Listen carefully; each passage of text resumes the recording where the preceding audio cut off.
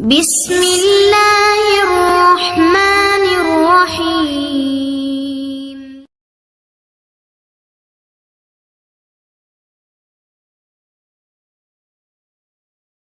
الحمد لله رب العالمين والصلاة والسلام على أشرف الأنبياء والمرسلين نبينا محمد وعلى آله وأصحابه أجمعين وعلى من تبعه بإحسان إلى يوم الدين ما بعد.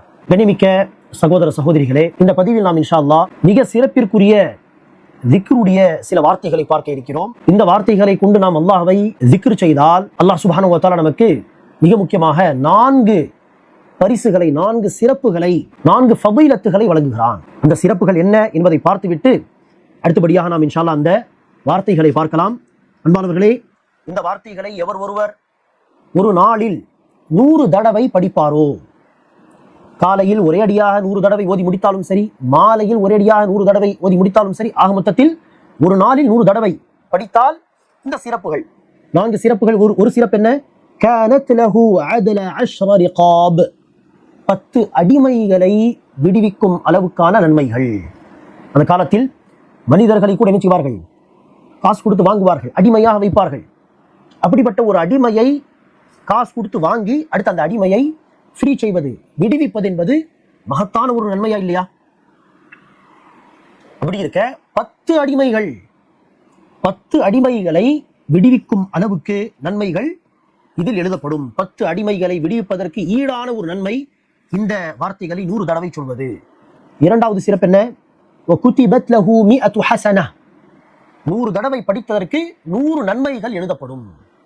ஆனா ஒரு நன்மை 10 மடங்கு எழுதப்படும், குறைந்தது. அது இன்னொரு பக்கம். 100 தடவை ஓதியதற்கு 100 நன்மைகள். மூன்றாவது சிறப்பு என்ன?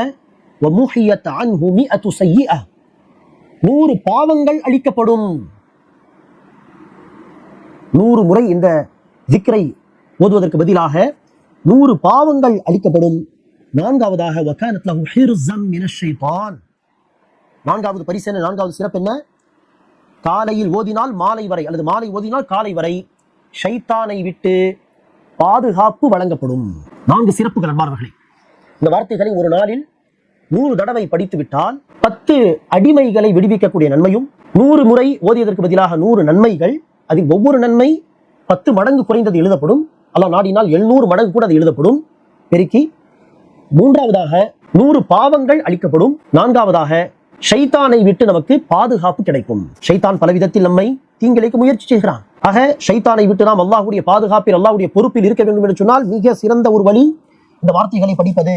நபி ஸல்லல்லாஹு அலைஹி வஸல்லம் சொல்கிறார்கள், இதை விட சிறந்த அமல் யாரும் செய்ய முடியாது. ஆம், யார் 100 தடவை என்று சொல்லப்பட்ட இந்த எண்ணிக்கையை விட அதிகமாக ஓதுவாரோ, 100க்கு பதிலாக 200 என்று அதிகமாக ஓதுவாரோ அவர்களை தவிர. அவ்வளவு சிறப்பு மிக்க அமல் இது. இதைவிட சிறந்த அமல் எதுவும் இல்லை என்று சொல்கிறார். ஆக அப்படிப்பட்ட வார்த்தைகளை நாமும் என்ன செய்ய வேண்டும்? கடைபிடித்து ஓதக்கூடியவர்களாக இருக்க வேண்டும்.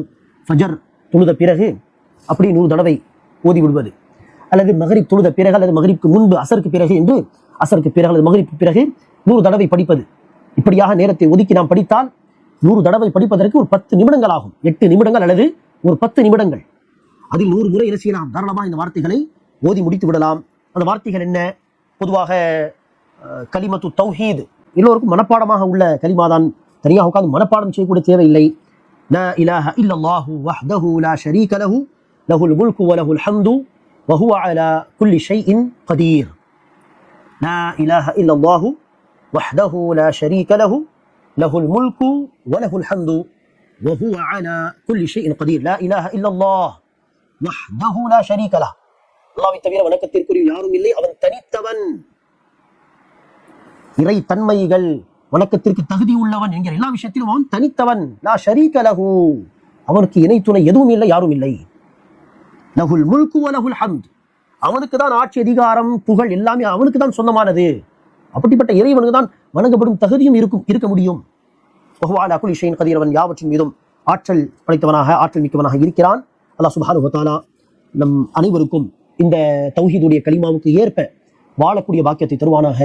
ஷிர்கை விட்டு, இணை வைப்பின் எல்லா வகைகளை விட்டு, ஒவ்வொரு செயல் சொல்லை விட்டு அல்லாஹ் நம்மை பாதுகாப்பானாக. மேலும் இந்த வார்த்தைகளை கொண்டு அல்லாஹ்வை அதிகம் அதிகம் திக்ர் செய்யக்கூடிய, நினைவு கூறக்கூடிய, அதற்கு என்னென்ன சிறப்புகள் ஹதீஸில் சொல்லப்பட்டுள்ளது, அந்த சிறப்பை அடையக்கூடிய பாக்கியசாலிகளாக அல்லாஹ் நம்மை ஆக்குவானாக. ஆமீன். அஸ்ஸலாமு அலைக்கும் வரஹ்மத்துல்லாஹி வபரகாத்துஹு.